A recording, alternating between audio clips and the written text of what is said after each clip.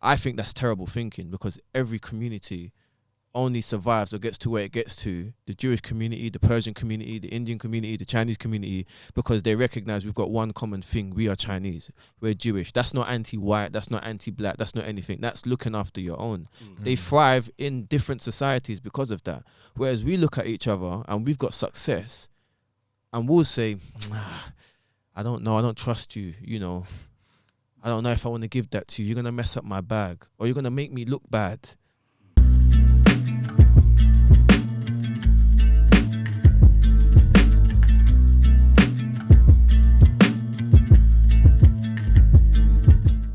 Yes. Welcome to another episode of the Goodman Factory podcast. Today, it's a pleasure to have Goodman Matthew, Goodman Mike, Goodman T, myself, Goodman Manny, and we've got Goodman Malik there doing his thing on the visuals as well. Before we start, just want to give you a good plug because we're generous people.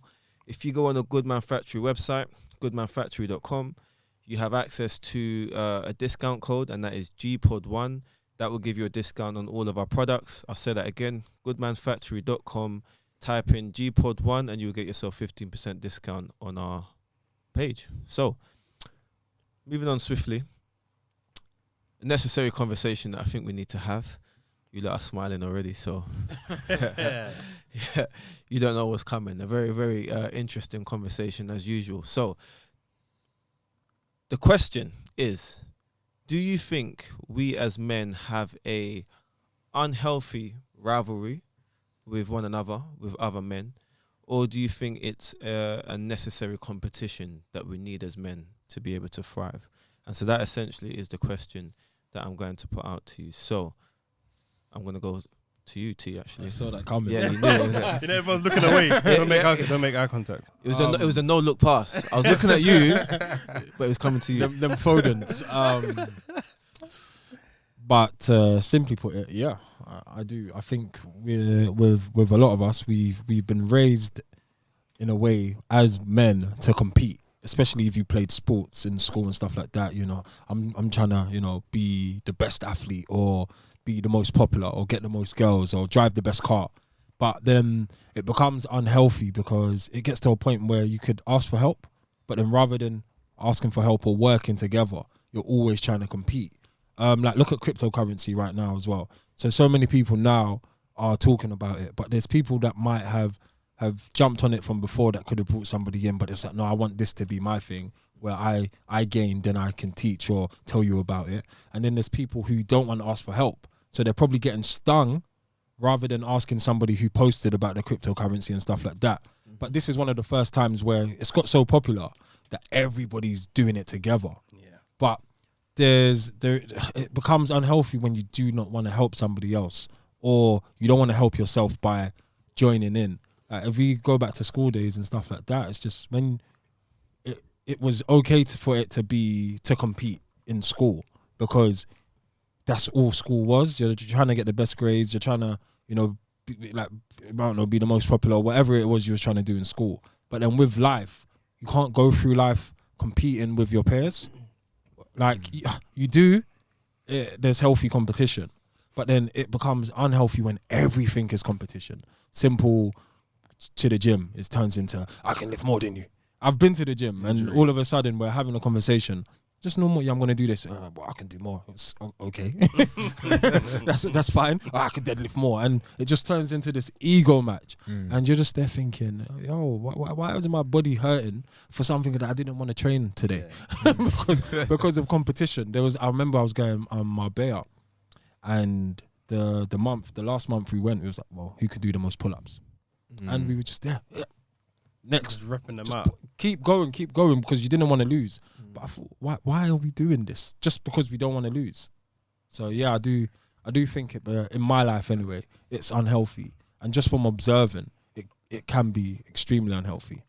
But are there examples where you felt, or where you've looked at other men, or maybe men close to you, like a friendship group, where you've been somewhere on the borderline of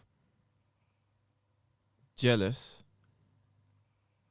and possibly inspired, and it's actually benefited you? Because it's very easy to say it's unhealthy competition because we've got examples of of unhealthy competition.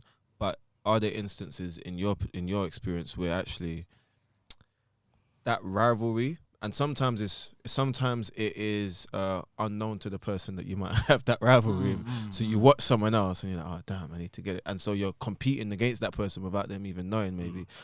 Or maybe they do know, and it's a little thing between you and your boy where it's like you get one car and like he's got another car. Like, this is a very kind of superficial example, but I know people where it's just like they've got a Mercedes, and when they bring it round, it's like, oh, look at you, bro, I want to be like you. And then the next conversation is like, oh yeah, I got this car. Like, so it's like a rivalry between them with a very superficial thing. But people are not, they're aware of that. So my question is to you, are there examples though where you think actually there has been a rivalry or moment of that, actually I want that, and actually that's benefiting me Simply in some way? put, yes. I'm not a jealous kind of person, so I've never been jealous, but I've been inspired. So if my friend was to go out and get a watch, I'm like, all right, cool, I see you. I'm gonna go out and try and outdo you, but it's not intentional. It's playful. And I remember there was a time, not so much now, but there was a time when everybody was getting their first cars, and then like, two of my boys got a Corsa. I said, all right, you was first to get the car. Well, you'll see. And then I got a Mercedes compressor. And I was like, yeah, I see you. And I was driving everywhere, letting them know. But it was my way of saying, yeah, I got the best car at that time. But it wasn't, it was definitely competitive, but it wasn't in an unhealthy way. But then looking back, I can see why it's unhealthy, because why am I trying to get a car I don't need at the time just because I want to outdo my friends at the time? Like, imagine, you know, you still have that now, and then you're spending money on an AP that you shouldn't have spent on an AP because your friend's got a Rolex. It becomes unhealthy when you're putting yourself in. It's to your detriment after a while. If it's not to your detriment, is it then unhealthy? Where can it be when it's not? I need an example of it. Like if the gym example you gave before. Or even a Rolex one. Like if So you could afford a Rolex, yeah, that one your body's hurting you. But it was to my detriment. But if you can afford a Rolex, and I can afford an AP, but I wasn't doing it until you did it, and like now it's a thing, but I can afford it, is that unhealthy? A bit, because I could easily be like, you want to go watch shopping? Let's go Hatton and let's just get a watch. when I'm now getting it just because you got one and I want to outdo you, it's unhealthy. Why can't we just go and buy whatever we're buying together? Imagine now you've proposed to your wife. I see the ring and I'm like, okay, I'm going to propose, but it needs to be a better ring than Manny did. Why am I thinking like that? When I could just ask you, where did you get yours from, and you know how to budget and do it like that. But if I'm trying to outdo you just for the simple point of outdoing you, it's unhealthy. It's usually a detriment, you know, certain things. Best example of that is I think personally artists, the music industry. You see that a lot. I use that example because I think for many of them, you imagine they're wealthy, they can afford to do things, but you see a lot of competition between them. It's like you've got this particular amount of clothes, or you got these cars. I want to get 10. You can have 8 in your garage. I want to get 10. Like, and I always just think to myself, it must be nice, like that you have so much money that you can just think to yourself, you know what, I might just get myself another Lamborghini. I'm gonna get the red and purple one today. But yeah, so that's the reason why I asked that, just to see if there was another example. Because even Drake had that lyric, like he wants a better pool than Kanye or whatever it was.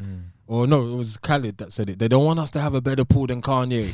But it's kind of like, why is that your point, your reference point? Just get a pool in your house. But it's like, no, it has to be better than Kanye. But that's a separate, I think, you know, conversation around money as well, in terms of like, when you have it and you're rich, what do most people want to do with it? From certain cultures, they want to find ways to look even more rich, or to get even more rich, and maybe that's because there's nothing else to do but to find ways to spend your money. So we're talking about courses, and other people are talking about Kanye's pools. Of course, thanks, guys. There's levels to this. Like I was young and foolish. But then, even from not just a financial sense, you're competing in so many, or a lot of men are competing in general. It's like, I want to outdo this other man. I want to show that person that I can do better than you. And why are we doing that? Like, I remember in college we did it with grades. I was like, well, I'm gonna get better grades than my other cousin, and we competed with grades. Our parents would have loved it. Yeah, of course. But it's kind of like, why can't we just both try and pass? Or help each other at least accomplish a decent grade. Go on, Matthew. You're gonna say something? No.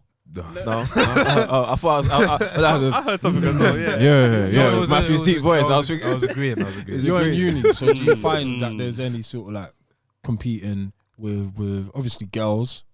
Does that happen where people are, People don't compete with me with girls. Gallus. Well, damn. You hear the voice as well. That was the Barry White. Yeah, trust me. People don't. All the girls, man. I said, you're gonna lose. You're looking at the Thanos. You're gonna learn today. That is funny. I don't know. Yeah, I'm not. I'm not someone that's competitive. I'm very competitive, but when I'm competing with someone, we know we're competing. So I'm not someone that will in the back of my head, I guess, with like grades and stuff, but I've always kind of known what I'm good at, and I've always just wanted to be the best that I can be. I remember when I used to box in uni, the guy that was like the best in the club, he was like, yeah, him. I was like, nah, that's gonna be me. And I worked until it was Matthew and him, who's like, and then that was good because it's like I've got myself to as far as I could. But I guess it's hard because with some things it's good because you push yourself more than you would if it's just you. But then with other things, when it starts to affect your relationship or distort how you see people, or you're just doing things that you don't actually want to do, you're buying and you didn't want an AP before, it wasn't on your mind, and then suddenly your friends go and you're like, actually I want one. That's when it starts to become detrimental. But I think competition isn't inherently bad. I think we're all naturally competitive anyway. I think it just shouldn't affect your relationships with people and shouldn't affect your own mentality to things. That's fair. Yeah. The issue with competition is it's good. Competition as an isolated entity, or, whatever, it on its own isn't bad. If that's the case, nobody would enjoy sports, for instance. Yeah. I don't want to see a friendly every 38 games of friendlies. I want to know who's going to win the Premiership and who's getting relegated this season. Yeah. But I think it's what comes with that. So, for example, competition in itself is not bad, but then when you got like 6 teams that then decide, actually, we want to create a super league. We want to create another level. And the reason why that type of competition is bad is because it's not the competition itself. It's not the concept of seeing great teams play together. That's not bad because we've got the Champions League. So the concept, you're not telling us anything new. It was the idea that we could benefit ourselves and be a detriment to other people through this competition. So to be specific, they would have got millions to enter this new competition now. But everyone else, literally lower than them in other leagues, would have suffered financially.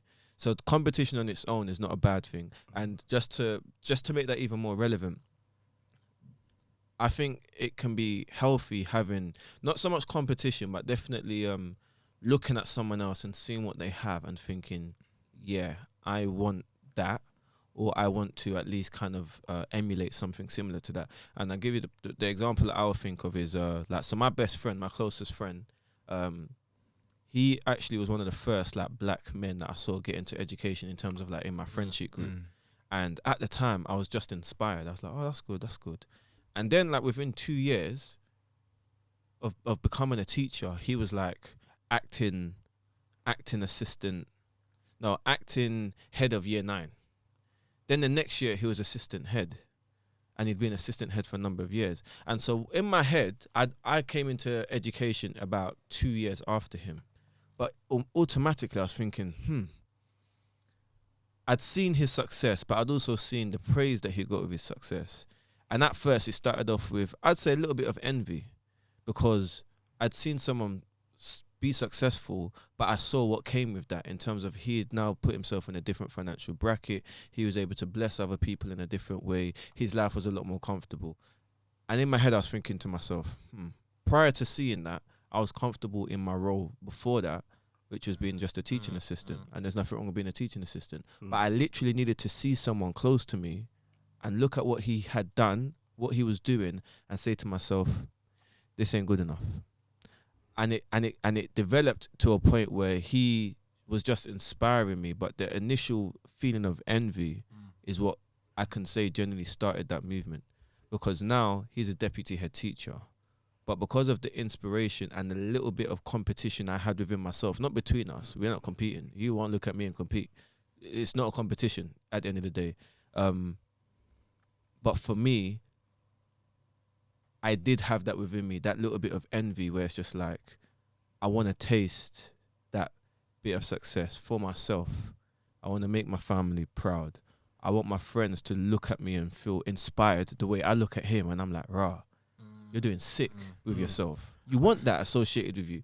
And so that's kind of almost helped me, and I literally get the practical help with that through him.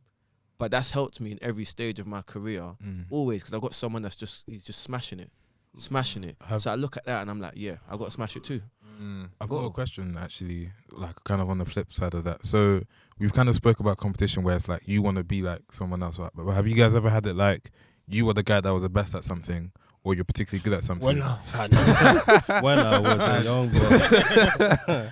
And then maybe someone's catching up to you and stuff. Does that add a pressure on you guys to kind of want to still be at the top almost? Like, It's a good question. I'll take this one, guys. Yeah.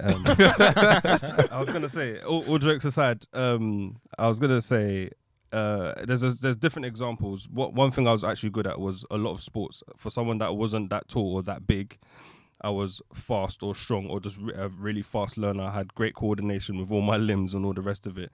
Long story short was when it came to racing, or when it came to, I don't know, physique sometimes with what I was doing, a lot of people used to want to compete with me. So they always would, like, I'll be randomly, like, for example, in school, I'll be, I don't know, sitting down, eating. Hey, Mike, let me race you. That would be me, boy. Well, now. Like, now. And I don't know, when I knew I was this level. Was it Matthew? You know what I mean? I was at this level where, not necessarily in school, but sometimes in the sports teams that I've been at, for example, in football, I was always the fastest or one of the fastest. I was never that. I never thought of myself as lightning, but I was very quick. So everyone wanted to race me. But when you know you're at the top and you get kind of comfortable, I can't explain it, you become this, not arrogant, but you're like, this is cash kind of thing. Yeah. But then once you see, for example, when you're running and you're in, like, let's say you've got 6 gears, you're in 5th gear and you're cruising, but then you see someone catching you. You know that feeling? Is this an overwhelming? Like, not today. Yeah. So like now I'm now I'm in 6th gear now, and the guy is cruising, but it's still. I'm like nah. So it makes me, I don't know. It kickstarts something in you that makes you wanna.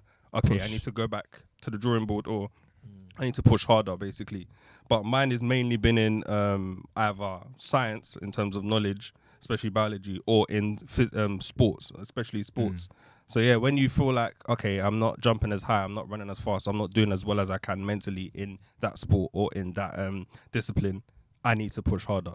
And it is healthy. I feel that's when I don't know, competition or rivalry becomes, it's healthy. It depends on the situation, because it's not always healthy.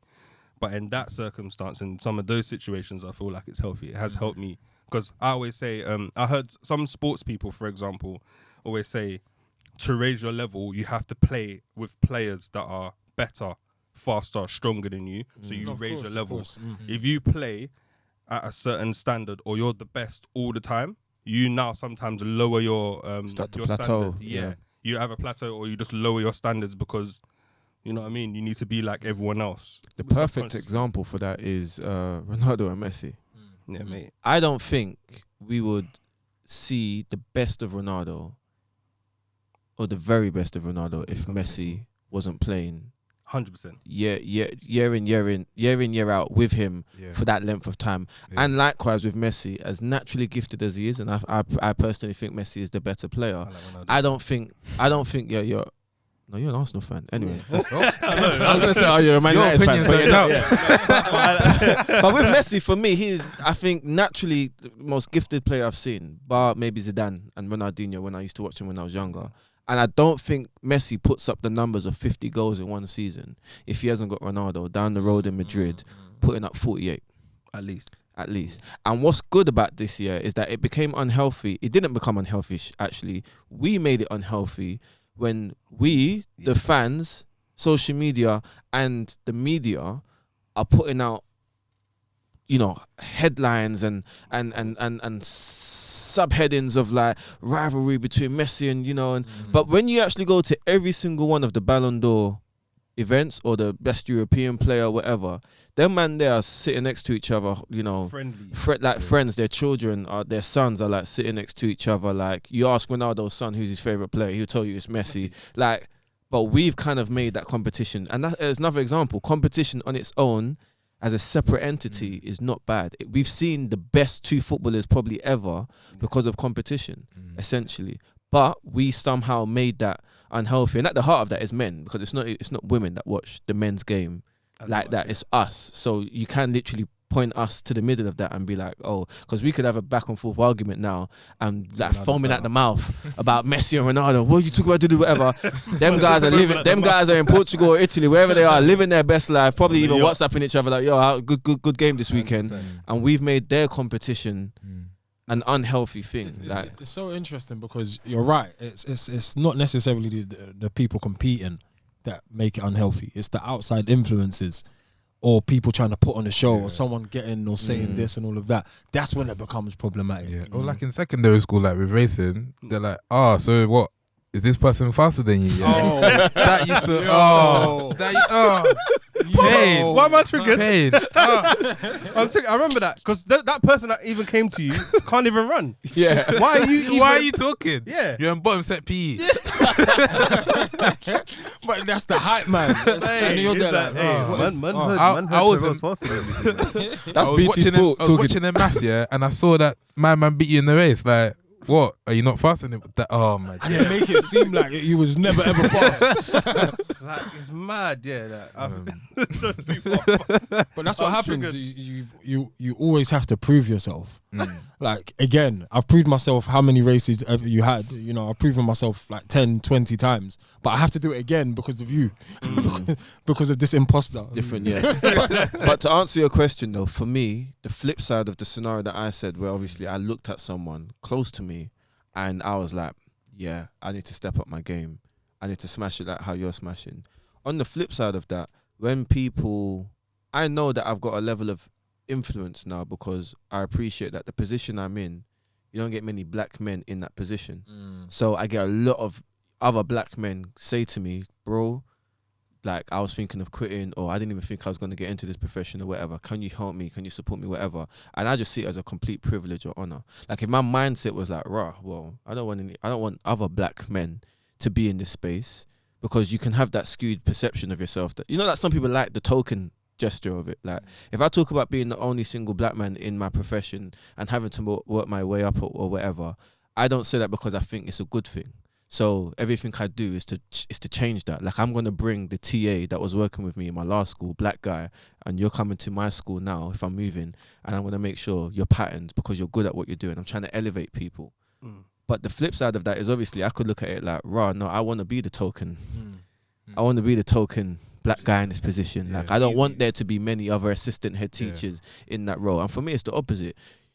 I've got quite an open door policy to anybody, like women, whatever, from any race. But like when black men say to me, bro, I love what you're doing, like, could you give me some tips, some advice? Never turn them down. I can vouch for that, by the way, guys. Well, yeah, that was top 10. I mean, literally, like, the guys top tier. I have to be honest with you. But, thank you. Yeah, that's for a lady, but for men, no, it's not. It's not a competition for me. Like you can be inspired by me, you can be challenged by what it is that I do. Doesn't matter. But like, if you're trying to elevate and I can help you get there, then that's what I'm going to try and do. And I think that's a separate conversation around when you think about specific situations that we're in. I think we mentioned it before about like, if you've got an understanding of like cryptocurrency, for instance, why not teach? Why wouldn't you tell all your boys? Like, what would stop you from telling your boys that you made 13K within the last year? Because you want to be the token guy. Because you want to be the... You want to be the only one. And that's detrimental in the long run. Because when you think about every little pocket of our sub-community doing that, every little friendship group, and you've got that one person doing that, how do we elevate as a group of people, as a community, if you've got individuals within a group of people that decide, no, I've patterned this, or I've got this plug, I've got this connect, or I've got this gem, but if I spread it, well, I can't even think I don't even know what they're thinking when they think that, because that's not how my mindset is. Like, for me, it's either you don't want people to be as successful as you, even your own friends or your brethren. You're afraid maybe that they might jeopardize or ruin what it is that you have, and I can understand that a little bit, because you bring people into spaces or you bring people into something and they jeopardize it, and in your head it's like, this is why I don't trust you guys. I ain't bringing you in again. You get it? Like there's those, but I think a lot of the time it's kind of like it's a competition. It's unhealthy competition. And I think as well is if that's the thing that you feel makes you special, you don't want to share that. If you've gotten into crypto and you're the crypto guy and everyone's like, rah, that guy's a crypto guy. You don't want it to money be, man. We're the crypto group. You want it to still be, I'm the crypto guy. You start to see that now. Where, them comments. It's like, wow, everyone's in crypto now. Oh, I was telling you about this time. I've been in this. All of a sudden, it's okay, cool. You do have an issue with this. Now everybody is where you are or surpassing you or whatever, and you can see it with those comments. So many people. Yeah. I'll give you a good example. So I'll give him a shout out. He's gonna get gas behind the camera, but. The reason why I love this brother, so I've known Goodman Malik since we were... Who's that, sorry? Goodman Malik. Goodman Malik. A.K.A. Dammy Loso. A.K.A. Loso. He's got many aliases, I'm talking to you. But I've known him since we were about 16, 16, 17, young. Didn't have anything in my pocket or whatever. And the reason why I value our friendship, like he said, network at the end of the day, as well as good friendship, is Dammy's never held back on information. For me, what I didn't know, I know, and that's currency in itself, knowledge. He could give me £10, £20 every time I ask him. There will come to a point where it doesn't hold much weight or value because it's nothing. He tells me things that are literally going to change the future of my children. Give you a perfect example. I grew up in a household where didn't know nothing about life insurance. My mum spoke about it once. She said, I'm paying life insurance now, so, if anything happens to me, God forbid, then, you'll get a pocket of money. That was it. Conversation done. Never heard it again. I heard that same conversation again about 8 years later when I'm walking with Dammy, we're in Stratford. And he's like, bro, have you got life insurance? I said, no. He said, what do I need life insurance for? And he broke it down for me. He said, that is probably the one thing you should have got when you even started working. You've now got a child now. And he broke down the ins and out of life insurance. We spoke about critical health insurance, all of that. Now what I've been able to do is I've been able to set up something where, God forbid, if anything happens to me, my wife, my child is patterned. But because the knowledge he gave me was way more valuable than any kind of financial thing he could have given me. It was knowledge. And he continues to do that. 100%. And that's not something that every one of my boys do. And I've got certain people in mind, and I know why they might not do it. Some of them I don't know why. Because I got a good network around me. As in, I got guys in different industries and fields that are doing fantastic. And the conversations come up a few times. There's like 8 of us in this group. Forget money on its own, but financially, everyone in good paying jobs, like, on your way to probably being middle class, you could say. But there's nothing there that you can say, we built this as a group that's going to benefit us or our families. You get, we're just all doing our own individual thing, but nothing collectively. I've got more value in my friendship with someone like Dammy, where every little bit of information that's going to benefit my life or my family's life or whatever, he gives me that form of information all the time. There's no competition with it. If anything, he gets annoyed because he will ask me again. He will say stuff to me and he'll be like, oh, like there's a way that you need to get this and you need to like pattern this and you need to make sure that you've applied for that, work the system, whatever. And he'll ask me 3 months from that. Like, did you do it? Accountability. Same thing. So it's not just challenge. It's not just it's not just the lack of competition thing. It's the accountability. I've got someone that's literally saying, I told you about this thing. Have you gone and done it? And I'll be like, shamefully, nah, I ain't done it yet. What are you waiting for? What are you waiting for? Invitation. I told you already what you needed to do, so just go and do it. And that there is something that I don't have in many of my friendship groups. It's that kind of, it's the lack of competition, but the understanding that, yo, we're bros. If you're winning, I'm winning. If I'm winning, you're winning. Let's just, and so now, no matter what it is that I'm doing, I've literally seen it work out in that if I'm literally like winning or doing well with myself, it benefits him in some way or form, guaranteed. Because even if it's like, oh, who took that picture for you? Oh, it's just my boy Dammy. Actually, wait, I got an extra mile. Let me just quickly send you his profile. How many opportunities have come from vice versa? He will be on something and you're speaking to someone, don't ask why you speak to that particular person or how that conversation is actually happening. I mean, you know, but he'll be This speaking to camera someone, on. whatever, and you know, the conversation will go into something, and they will ask, you know, oh, like, so, you know, do you know anyone that does this or whatever? Be like, oh yeah, actually, I got someone, and you go the extra mile. Here's his details. Somewhere down the line, both of us benefit from that one plug, and that's the level of like support and accountability and non-rivalry that I don't think I see enough of personally, and I've only got 1 or 2 people that can literally say do that for me. I was gonna say I saw a quote. I don't know if it was on Twitter or Instagram where they said, I have a group of friends or have a circle around me that will always say my name or my business in a room of opportunity. Other people, And that hit. That I was just like, whoa, because I've got a lot of friends that will literally all my business has been from some of you guys, and even some of my closest friends saying, "Oh, you know, my boy not only cuts his own hair, but he cuts his son's hair, and he's cut my hair as well. Like, do you want to see what his work?" Kind of thing. They'll take them to my Instagram, or they'll just call me and say, "Oh, how long have you been cutting hair for?" Then I'll show them some of my work, and then from there I've got business. So literally, they could just be anywhere. The guy will say, "Oh, nice trim," for example, Bobby or Dwayne. And they'll be like, who cut your hair? And then they'll say, sometimes before they even ask, my boy is the one that cut, you know, your boy. What? How does that work? Does he have his own shop? No, he comes to my house. He's a mobile barber. So yeah, that phrase where I want to circle, or I have friends that literally say my name or say my business in a room of opportunity is, I feel like you need that. You definitely need that. That's unreal. it's invaluable. Yeah. Can't measure that really, can you? And with Malik and even Riz as well, it's like I've never asked them a question and then they just give me the answer and that's it. It will be like, this is the answer to your question. Oh, and by the way, look at this. Or go read this. Go da da da da da. And yeah, and in fact, that's even how like I'm here now, because how I met Malik, one day I just asked him a question and we were talking. It's like, oh, why don't you come do this with me? Da da da da da. And yeah, it's just you need those people in your life to kind of like guide you and mentor you, and there's not a competition. Maybe it's easier for him because he's like 20 years older than me, but shots fired. I played. I'm not laughing though, because I'm the same age as him. So what are you trying to say? Same. I was gonna say, pass me that mic. But yeah, but going back to what you were saying earlier about token stuff, I think that's where competition has been very detrimental to myself. So when I was in spaces before, when I've been like, oh, I'm like the youngest person in the room, I used to love that. I used to be like, yeah, I'm 19. And they'll be like, oh, wow, I wasn't doing this until I was like, in my head, I'll be thinking, yeah, I am doing this young. But then it's like, oh, wow, like I'm getting older now.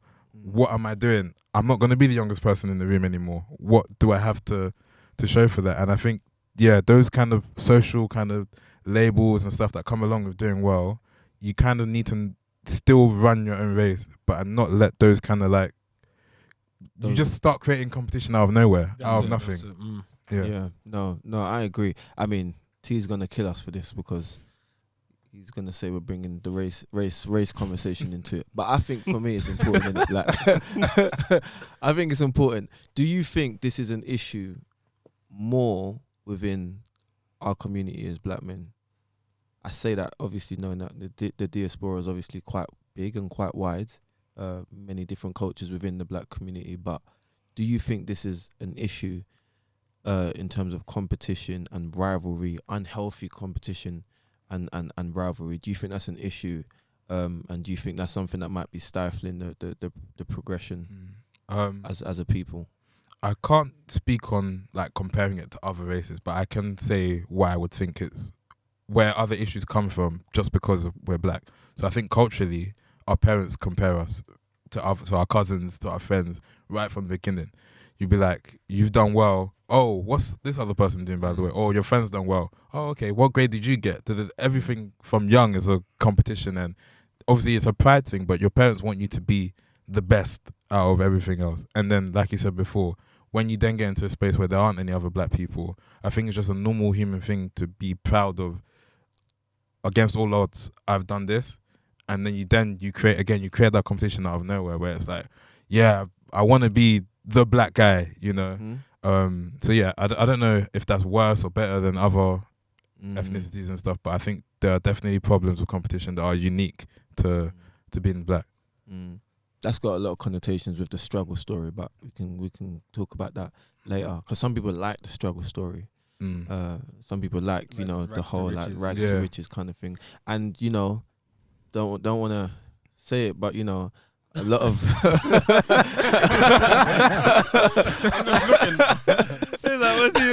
He's clenching his fist right now. a lot of like black productions, we see a lot of films, a lot of stories, and a lot of it at the center of it is the rags to riches story. It is the struggle. It's like I had to make it with no one there. I had to make it with no one supporting me. And at the heart of that is a lot of truth, because that is genuinely something we all deal with. But it gives you that drive, but I think sometimes it is celebrated or glamorized 100%. a bit much. Yeah. One last point before we segue into that. I think as well, culturally, when you're doing something, I don't know if you guys felt, but being Sierra Leonean, I heard a lot like, don't say don't talk about, everything is very private. And I think that kind of washes or goes into other parts of your life where it's like, actually, you don't have to be private about what's made you successful. You can share that knowledge. It's finding the balance. Go on. Right? Yeah, I was gonna say, adding to that, it can, let's say, seep into other parts of your life, because even if you're not the successful one and you're obviously, most people's aim is to be successful. If you ask a friend, how did you do that? And he was like you in terms of not sharing, you wouldn't know how he done that. You would never get there, because he's not going to share that information with you, because why would he share that information with you if you are not willing to do the same thing and if he thought the same way as you? So there are many friends around me that have spoke to me about their struggles, and I'm the same. I've spoken about my struggles, and sometimes, in fact, me speaking about my problems has helped me realize that I'm not saying that I'm not going to get out of this problem. I'm actually almost widening my mind and my horizons, let's say, to now actually find a solution myself just by speaking about it. Or my friend can now give me information to now get to get out of that problem or get to the top of where I need to be, kind of thing. So sometimes you need to share it, not necessarily because it can benefit you, basically, or it can benefit other people, just literally speaking about it. And it doesn't always have to be, I'm speaking about how I got to the top or how I am the best. Sometimes speaking about it just helps different people listen to your story. So, yeah. Yeah, 100%. I guess with the whole rags to riches thing, the flip side of obviously sharing your struggle and how you got there and using it as a form of inspiration or whatever, it can also be detrimental, because sometimes it is still a specific narrative that only people hear. And so the example that I can give before we go to T is that so my experience in terms of where I've got to in my life, in my career, I can't run away from it or shy away from it. It was a rags to, I wish I could say I was rich, but it was a rags to, still raggy, but hopefully rich. Yeah, still there. But also obviously my success within my career as well, it came from struggle. Like, I failed school. I didn't leave with GCSEs. I was excluded, blah, blah, blah, blah, blah. And the reason why I don't love that story so much is because I know very well that is not an isolated story. If anything, that's a very common story, like, especially with people that I went to school with, that I grew up with. There's success at the end of mine, but I don't love that story, because I'm at a point where I don't want that to be the same story I'm hearing another black kid say in 10, 15 years' time. In my head, that's the end goal. So I use it to inspire my colleagues and maybe some young people now, but the message is beyond the rags to riches story. It's, no matter where you've come from, keep pushing, keep grinding, and here's some tools to help you get there. That for me is what is more important. But someone made a very good comment the other day, another black educator, and he said, we never hear the stories of just a young black boy that did very well in school, worked hard, patterned himself, and was successful. From early, and got there. And that's why I was saying, I think sometimes we glamorize, or we love the rags to riches story, we love the struggle story, but actually we don't always talk about or celebrate enough the average Joe that just did really, really well, exceeded expectations, didn't get kicked out of school, had a kind of humble beginning, but wasn't necessarily, sharing food with his cat or dog, like in the living room, whatever rappers say in their lines all the time. It was just kind of like they worked hard, they got to where they needed to get to. So So that was just saying that's the flip side of that. That sometimes we need to hear more of those success stories. You know, the thing is, like you said, it's a common experience. People going to school, getting kicked out and stuff like that. And the reason why we love the rags to riches story is because it's relatable. It's if somebody came from, you know, poverty and they made it, then, you know, that means I can do it. If I'm poor and there's a guy who's middle class and grown up in a, you know, life's easier for him, then I'm not going to relate to his story. I don't want to hear your story because I can't relate to it. Similar to when you're talking about how people get handouts or help from their parents to get properties, right? If you now tell me your dad gave you money or your mum gave you money, I'm not going to care for it. Whereas if somebody was to do it by themselves, I'm like, okay, cool. I'm more attracted to that story because that's more of that's the predicament that I find myself in. And I don't think it's something that's unique to the black experience. I think it's unique to a poor experience. I think if in poorer communities, whether you're black, whether you're Asian, whatever you are, white even, you're still going to find that they have that same mentality. I think, unfortunately, a lot more black people find themselves in these positions, right? So for us, it feels like it's just a black experience, but I think it's not something that's unique to race. I think it's to do with just your financial situation.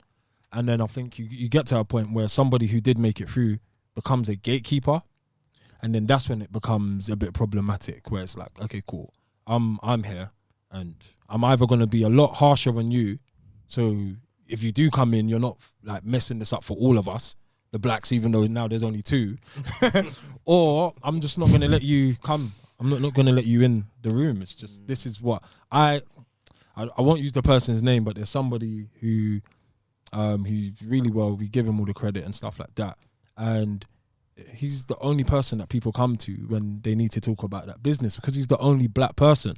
So you're going to come to this person who's black, who might not know anything or was never a part of that life, but he's the only black person you can go to get that advice. He's not bringing in anybody else, because then that ruins his pocket, his money. And so many people have to think like that. I'm still in survival mode. I still need to survive. Once I bring somebody else in, or diversify, and I'll lose that. So yeah, okay. So let me be specific around the question that I was asking initially when I said, you know, is this an issue within a certain community, our community? You're right in what you said in that, you know, it's a class issue first and foremost, and class and race, you know, it's very fluid. It intertwines with each other, or there's an intersect with whatever word you want to use. But the reason why I ask is because I have my answer in my head already. In it, like, I do think it's an issue. I don't think it's exclusive to just the black community, but I definitely feel like the mentality of, I came from nothing, I've made it for myself in whatever capacity or industry, whatever. I don't want to bring in other people, or I don't want to, you know, share information on cryptocurrency, or I don't want to bring in more black people to be part of my senior leadership team, whatever industry it is. I wonder if it's an issue within our community, because I see other communities who I know like people within other communities who started off poor, and they bring themselves out of that poverty because of a strong sense of brotherhood, togetherness, and there isn't that unhealthy level of rivalry or competition. Like, we can give as many reasons or try and rationalize why we as black men in a certain position of success might not bring in other brothers or whatever. But the reality of it is I've seen men who, I say started from nothing, but let's say they've owned a shop, and a guy that they know, usually a family member, has zilch, nothing to his name, and is coming from Turkey. And the guy that owns this shop gives the guy the shop and says to him, you just have to pay me every month, and that's it. Like, and I get it, he's gonna get some financial gain from that, but the difference is that he's basically putting his own on. He's putting another brother on, and that brother just so happens to be part of his own community. So whether I'm looking into it with too much detail or not, that community still thrives, because he could have sold it to another black guy. He didn't. He could have seen his own as competition. He didn't. He actively made a choice, knowing that actually I'm no longer the owner of this shop by name, but you benefiting from this is still going to benefit me somehow. And ultimately, we're keeping it within our community. Our community is going to thrive in East Ham for the next 10, 15 years. It's not a coincidence. You go to East Ham, for instance, I use that as a reference because that's where I grew up. I don't know one off license owned by a black person. 100%. I don't think anywhere, to be fair. How many Caribbean shops? How many Caribbean shops are in East Ham specifically? There are a few in Newham. How many in East Ham? None. But I know people that can cook. I know people that could have that business set up. There's different reasons as to why or not. But all it takes is one person to put another person on. It's the same way, you know, it's kind of digressing a little bit, but it's the same way, like, you know, I've had neighbors where they've got married and the married couple are living in their household.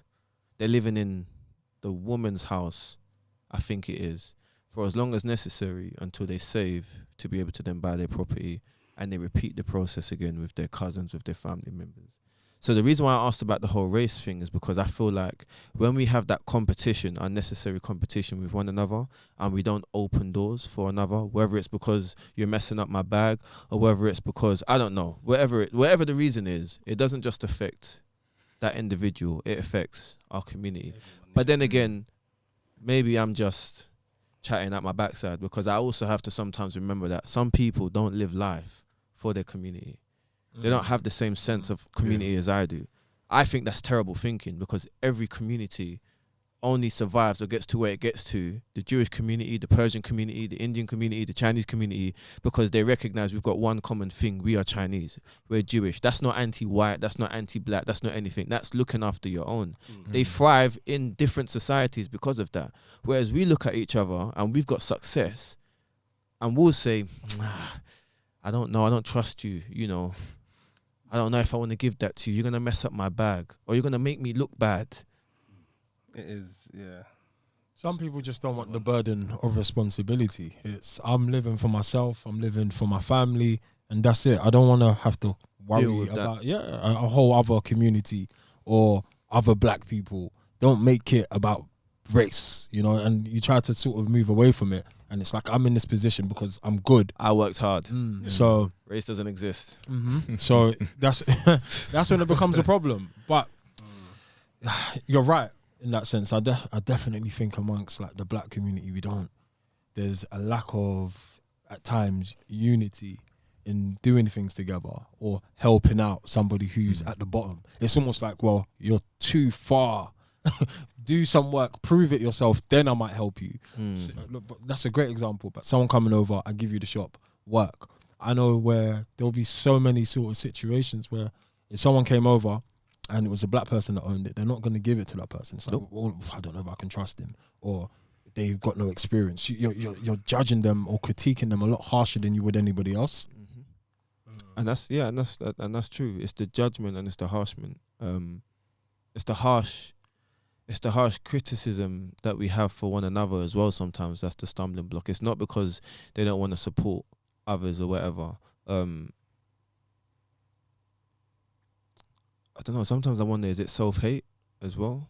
I think there's multifaceted, isn't it? It's there's different layers and different aspects and different branches as to why we don't trust sometimes our own, or we have so much competition with our own people. For example, I don't know. Well, nowadays I still do see it, but let's say a decade ago when they used to paint black men as aggressive, angry, untrustworthy people, and I used to look at that and think, but I'm not like that.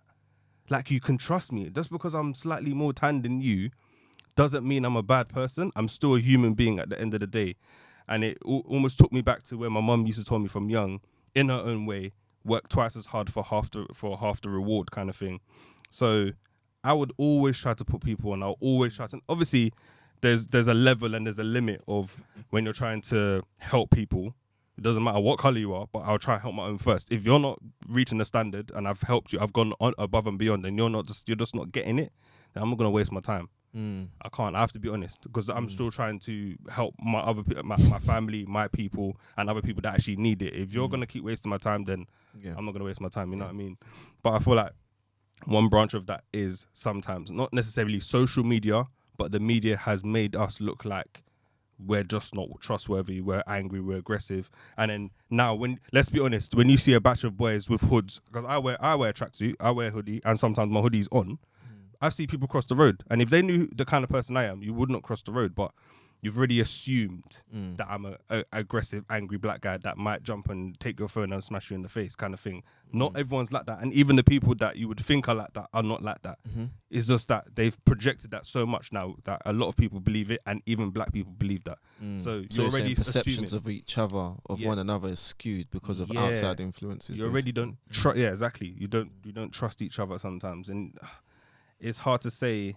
And that's basically it. What you just said, basically. Yeah, what you said. You can say something. No, yeah, and then that's where the competition, or not even competition, but just not wanting to help people, so then it turns into a competition, comes from you've made a judgment already, and then another thing, and you know, on the topic of what you just said now about our perceptions of one another and the influence, the outside influences that affect that, we are 100% guilty of that within our community, within our diaspora, should I say, because how many times have you heard Jamaicans talk about Africans in a particular way? Or I'll be very specific. I've had family members say to me, you don't do this or do that with Jamaicans. And when you get to the bottom of it, whether it's personal experience or whether it's an influence from the media, what you're doing now is you're making me look at one of my own at the end of the day. Commonality I have, aside from the fact that we're all human beings, is let's not be silly about it, is that we're both black. So now when I'm going to school, I've looked at my Jamaican brothers as a bit more rowdy, a bit more troublesome. You know, I shouldn't associate myself with them. Don't bring that Jamaican. And when they say it like that as well, it's really that's when they feel it from their chest. That Jamaican. That Jamu. Don't bring it. But it's adding to the lack of trust that we will have for one another, the opportunities that could be created for me just loving my own, regardless of wherever you come from, wherever, supporting one another. In my head now, it's tribalism, isn't it? It's like, oh, actually, let me only trust Nigerians. Let me not trust the Caribbeans. So, well, no, even then, you can't even trust your own. Yeah, and that's what it makes you think. Then after that, forget the media. It's like, oh, I can't trust my own even now. So yeah. But anyway, let's leave it on a positive note. And anyway, words of advice is literally within your own personal groups, like, find ways to support your brothers, like, and the lowest in your group, like, I think you're only as strong as the weakest link in your group. So if you got a friendship group and people aren't patterned, whatever it is, maybe it's financially, whether it's with knowledge or whatever it is, even within your own friendship groups, you don't thrive unless you put them on and support each other. And so that's just something I'm going to leave with today. So with that being said, on another positive note, again, if you go onto the Goodman Factory website, goodmanfactory.com, use the discount code GPOD1 and you can get yourself 15% discount on all of our lovely products. Unfortunately, you only get the products, you don't get the men that come with the advertisement. That goes out to all the women on Twitter that keep asking, like, when are we going to get the deals for the men? You can't have your cake and eat it too. So goodmanfactory.com, use the discount code GPOD1 and get yourself a 15% discount on all of our products today. I want to say thanks again for listening. I want to give a big shout out to Goodman Matthew, Goodman Mike, Goodman T, Goodman Riz, all of our good men out there, and obviously also Goodman Malik, who's out there on the camera putting in that work. So thank you once again. Take care and have a lovely evening. Peace. Hallelujah.